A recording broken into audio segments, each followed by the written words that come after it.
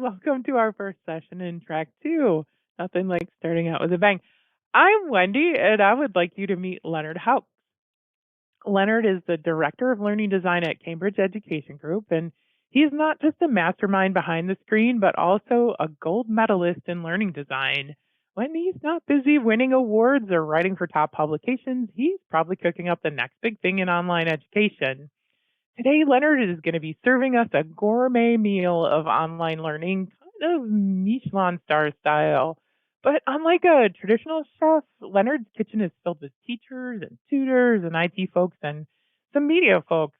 It's like he's got a cooking show with too many cooks, but somehow they whip up a feast that's healthy, delicious, and looks good too. Leonard is going to share with us his secret recipe drawing from his history in instructional design and architectural theories. So get ready to savor a well coordinated online learning experience. Bon appetit. Take it away, Leonard.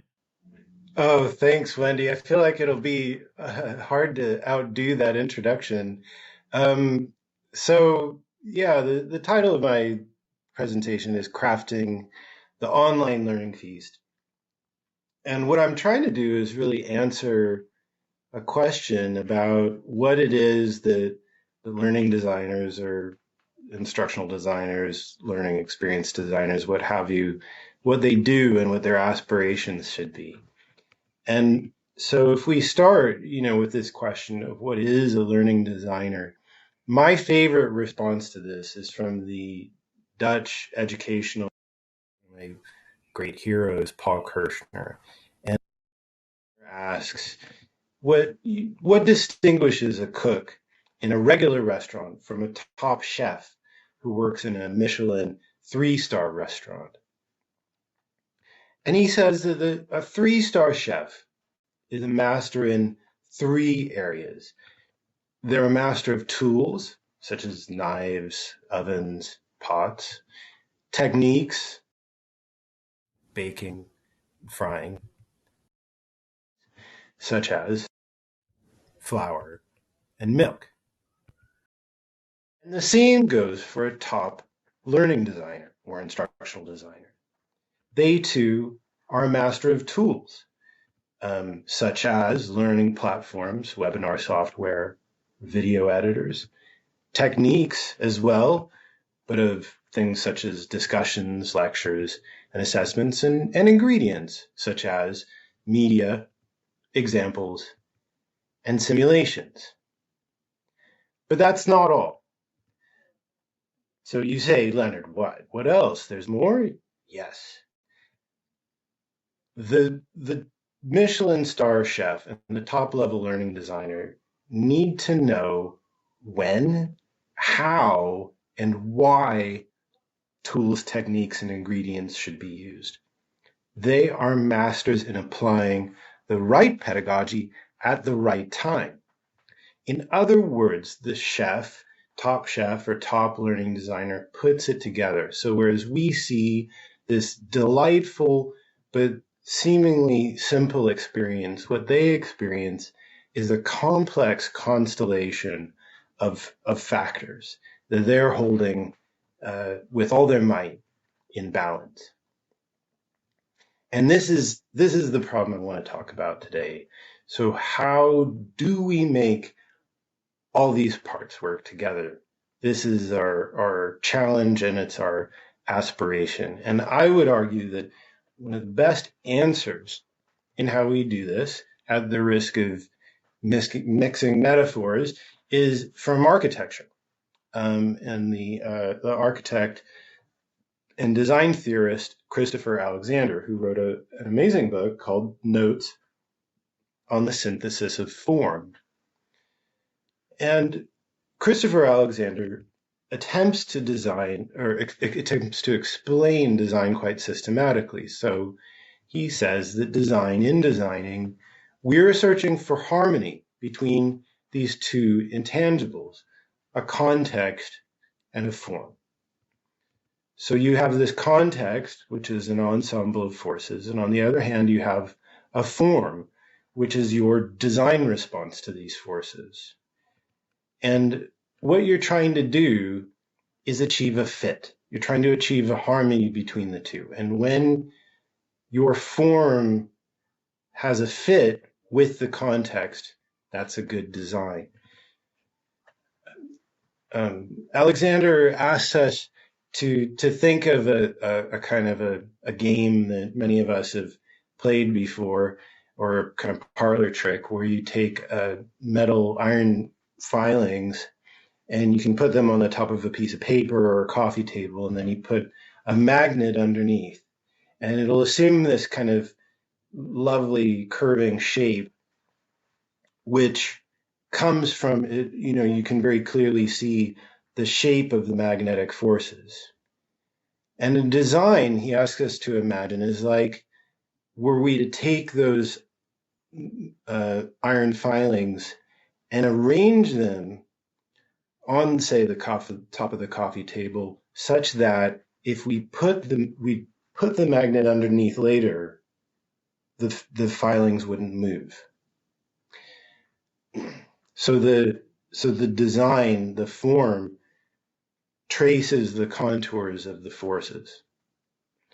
And from this is where like this real sense of beauty and wholeness and good design comes from. And there's a number of these internal and external forces. This is really more my language than Alexander's, but if you read Alexander, you see this mix of forces which we could describe as needs, or they come from us, and then external forces which come from the outside. So internal needs such as social, functional, and aesthetic needs, and external forces like environmental forces or the constraints and affordances of technical objects. And even simple things have lots and lots of these forces. So he gives the example of a kettle where there would be 21 specific requirements that he was just able to think of quite casually, seemingly, for just a simple analog kettle. The number of these forces increase, the complexity increases exponentially. And yet, when the form follows the forces, there's real elegance and wholeness and beauty. And so even in something seemingly as simple as the Navajo Hogan, which he talks about, there's a really elegant solution to a number of complex problems or complex forces that are being resolved. And and again, and something like the airplane propeller, which is so kind of seemingly undecorated. There's really like very pure aesthetic beauty, which you could see, as many of you will know, the sculptor Constantine Brancusi celebrated in his sculptures. But then when looking back again at the forces that inform the design, is really a complex number of things that the designer is trying to resolve simultaneously. So what would this look like if we were to apply this kind of question, this thinking, to learning, starting with the needs or internal forces? Well, one way that I like talking about it, and when other people talk about it, I think, okay, this guy knows what he's talking about. This person knows what they're talking about, which is Merrill's E3 learning, where Merrill says that learning should be effective, efficient, and engaging. But when I try to explain E3 learning to other people, it feels like it's falling through my hands. And so here's my funny title. It's not easy being E3, har, har, har. So we say we want it to be efficient, but do we mean students' efficiency, or do we also mean teachers? And because those aren't necessarily the same. And similarly with being engaging, do we just mean students' engagement or also teachers' engagement? Because again, not the same. And when we talk about it being engaging, what about enjoyment? A lot of proponents of E3 are very clear that they don't mean enjoyment, But do we really not care about enjoyment? Because I care about enjoyment, and certainly most people I work with in the UK higher ed sector care about enjoyment. So when we try to articulate what we're really trying to do, the picture of needs gets a bit more complex. And I don't really like this diagram that I did very much, but it shows the point, which is that we are really trying to navigate a kind of a complex landscape of needs. And then we could also look at the external, quote unquote, external forces. What would be the things that we can't control that are forces that shape what we do? Well, there's lots of obviously literature reviews and meta-analyses of different learning strategies, and so you could start with something like spaced practice, and then you could take a step back and try to think in terms of what are the mechanisms, the psychological mechanisms that actually shape spaced practice and make it work, like the forgetting curve and the power of memory consolidation. You could do the same with things like retrieval practice and elaboration. And the point isn't to talk about these learning forces, but to give you a picture of what it might look like were we to really think through what these forces are. So you go on and on and on, and you might also talk about things like UX, and in UX people would normally call them UX laws, and so you might talk about the aesthetic usability effect, where if something is aesthetically appealing, people tend to think that it is more usable.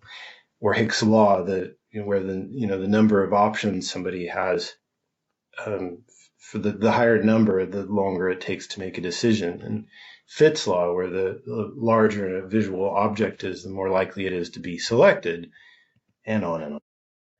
And the point isn't to say, oh, we can just come up with a list and job done.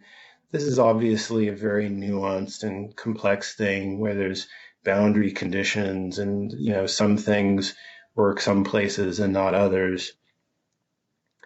But on the other hand, we can't just pretend like these things aren't out there, and actually many of them apply incredibly broadly, and the exceptions are actually often few. And part of the reason that this matters, or this is a challenge, before we even get to the problems of the complexity, is that in the UK where I work, this is the ABC learning design method, which is by far the most predominant learning design method or tool used in UK higher ed, and it used this 6-part taxonomy called the conversational framework. And if you look at these categories, they have absolutely no relation to the research literature around what the actual mechanisms are that inform learning. And so we're kind of, as it were, stumbling at the first hurdle. But that's by the by. The bigger question is thinking in terms of, having seen some of that complexity, how can we make these forces all work together? This is the broader aspiration of instructional design or learning design. And so, some of the things we might have to think about is that how some strategies demand trade-offs. So you have to choose what's important, right? So Bjork and Bjork talk about desirable difficulties. So we have some strategies where it's good, in terms of its effectiveness and efficiency, but not for engagement and enjoyment. So is there a trick to it? Can we put some sugar on the rhubarb or something, and like make it's nutritious, but it's not delicious? Is there a way around this? Some strategies harm others. So the grief doesn't appear where the problem started. So, the problem might be a lack of engagement or focus on formative assessment. But the problem isn't the formative assessment, maybe. Maybe the problem is that there's too much focus on the summative.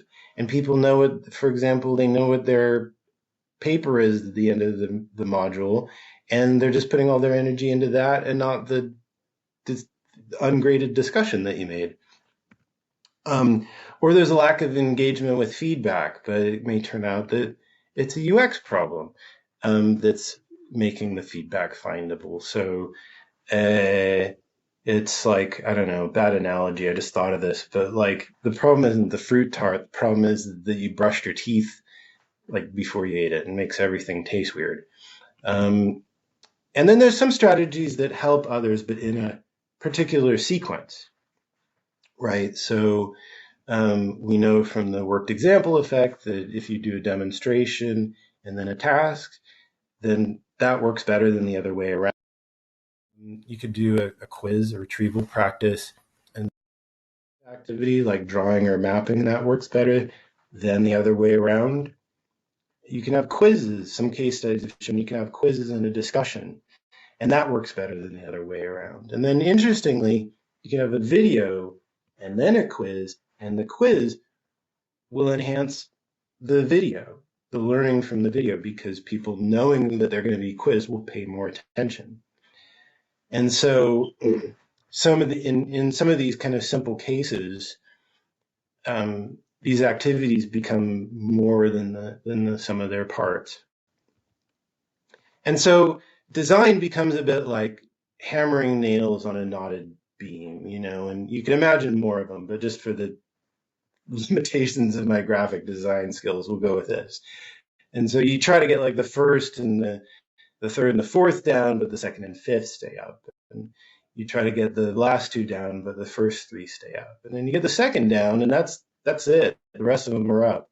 And so good design is about, in a way, it's like you have maybe 100 nails, and you're just trying to get all of them down.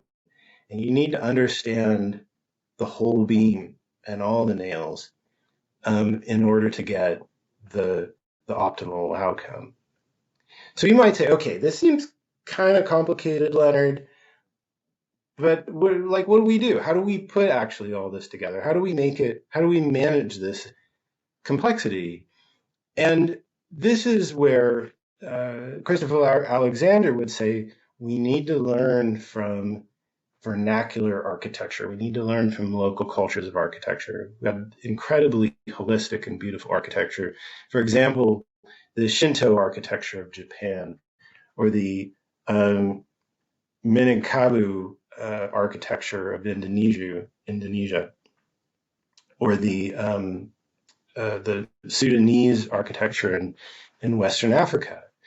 And what he found in this vernacular architecture was something that had been lost. He found in modern architecture. And in saying this, I should say, my wife's an architect. I've spent most of my time in the UK hanging out with architects. I'm not slagging off architects. Christopher Alexander is an architect. But in modern architecture, there was a prevalence of ready-made solutions that were, indifferent to their environments. Whereas in vernacular architecture, you saw solutions that integrated with local life. In modern architecture, where he saw in modern architecture innovation and individualism, in vernacular architecture, he saw designs that were connecting with communities. In architecture, there was compartmentalized solutions. Whereas in vernacular architecture, there was this sense of wholeness. And so what is the solution to complexity? I am not the one who's going to say anything bad about Post-it notes. I love Post-it notes. I'm not going to say anything bad about prototyping. It's great. And just in general, being like a cool designy person, I just like looked up this image of like something like cool design guy. And, I'm not judging anybody for, trying to have a cool beanie or Pendleton shirt or whatever. I'm trying to do the same. But when it comes to design, what Alexander would say is that if you want to fix these complex problems, you want to handle complexity, you need to work like a craftsman, like a vernacular architect. And that starts with not so much using conceptual high-level categories, but really trying to cut at the bone and work with the particular forces and particular needs that are, that are real and operationalizable. Um, not to, and this is what's probably the most controversial, is not to reinvent a design every time, but to work with established patterns. And this is a way of controlling for complexity. It's like he would compare it to a puzzle. We have the maze in a plastic box, and you have to guide like a little metal ball and, down a path. And reinventing a design every time to him is like just shaking the box and thinking that maybe it'll just land in the hole. Working with established patterns is a way of trying to focus on these little bits and master them. Um, And you don't stay in your comfort zone. You don't stay in your job description. You don't stay in your area of expertise. You don't take pride in saying, I'm a pedagogy guy, or, I'm just a design guy, as if that somehow makes you better. The vernacular architects would work on all the problems. They would live in the houses that they made. And, and so they intimately understood the materials, they understood the problems and the designs. And so, okay, you might be saying to me, Leonard, that all sounds really lovely. It's quite romantic, but this is entirely opposed to every kind of grain, every ounce of like the spirit of modern working and of certainly the educational institution that I work in. Like this image from the Jack Tati movie, we've grown up in a world with walls that have become now invisible walls, um, and so it's hard. It's hard to work on projects in a way that they can be integrated and where you can think about the whole thing, where you can even have visibility on the whole thing. But that's, if you want to create, the three-star Michelin meal, I would say that we can take inspiration, from the vernacular architect, the Senegalese framer, or the Japanese traditional carpenter, or indeed the three-star Michelin chef who has mastered their, tool techniques and ingredients, but also has, through graft and through concrete experience, learned how to put them together. Thank you very much for your time.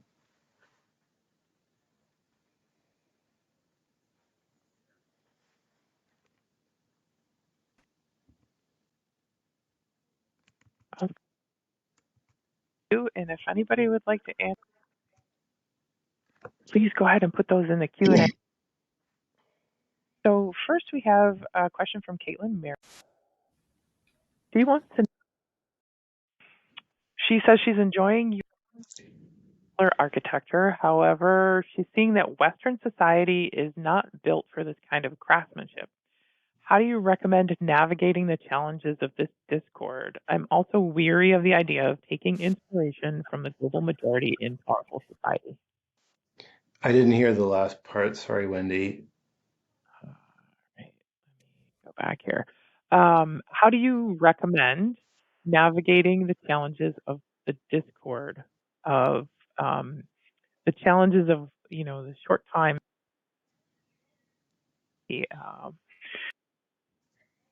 I think it's a I'm sorry. I think my reception must be bad. So I may end up answering a question that wasn't asked. So I'll just try to answer it as best I can.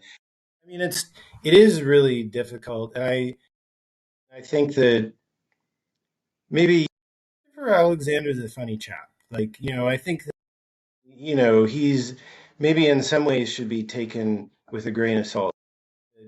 Maybe feels like a bit too romantic. Maybe a bit often like sort of conservative, where he's like, just like something like is old as because like many of us wouldn't necessarily those houses.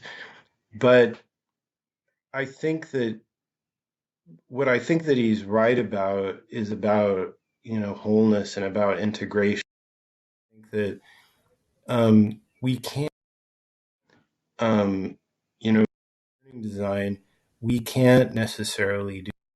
I personally, I'm one of these people, like personally, do everything. And the best, I mean, I can just put my best work I've done is where I had my hand in everything, the and we just tried to design everything, and it goes against like the nature of certain universities, like I do, where the V is meant to be something that the department controls, but there is like actually further to go, or I think of, I mean, just even, I mean, some of these I question, but there are certain like social issues and like even kind of social justice sort of issues.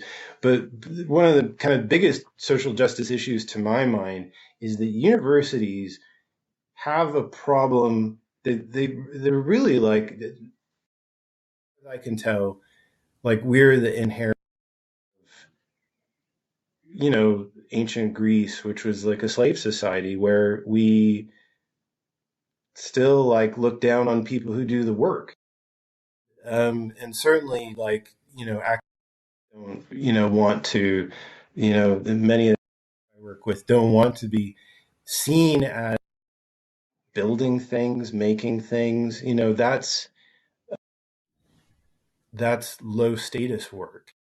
And I think that, you know, if you want to have, you have to have people that are less specialized, more all rounders. It's the same with something like accessibility. Like, you want to talk about how important accessibility is, but you can only ever like talk that about accessibility, or at least without like understanding what it like what you're making, or how browsers work, And I'm not sure if I answered the question. In integrate and kind of well-roundedness in design is I mean is super difficult, but if you don't have it, then you're always going to be like a step behind. You can't just creating like teams where you're like, I've got my learning guy, I've got my UX person, my UX person doesn't understand pedagogy, and my pedagogy doesn't understand UX, and neither of them understand anything. Is like on a certain level, like you can't just be like a really good manager and fix that. That's unless you fix that, which is the siloing. That's whatever. That's what I'm here to say. My hill, I'm gonna like die on, I guess, for the conference. We could squeeze in one more really quick question, Leonard, in about 30 seconds. Can you give Okay. a example of when you've applied your approach in a real life example work of your work? Yeah, so when I was at Bayes Business School, I I did it like, so I started with, and actually in a way it's funny because I'm also like a victim to my own critique, but like I tried to do everything. Like I tried to like start from the market research. I tried to start as much at the beginning as as I could, design as much as possible. So Dieteram says, good design is designed down to the last detail. I tried to think about, everything. There's some things that I wasn't able to kind of take a step and think about, like philosophical thing, like where, I'm not able to kind of say, oh, but like, do we need an MBA? Or like, or why are we even doing this in university education? There's always like some conversation. There's always some meeting before the meeting that you were in that like you weren't in. But I guess one of my, this is where I was the earliest in things.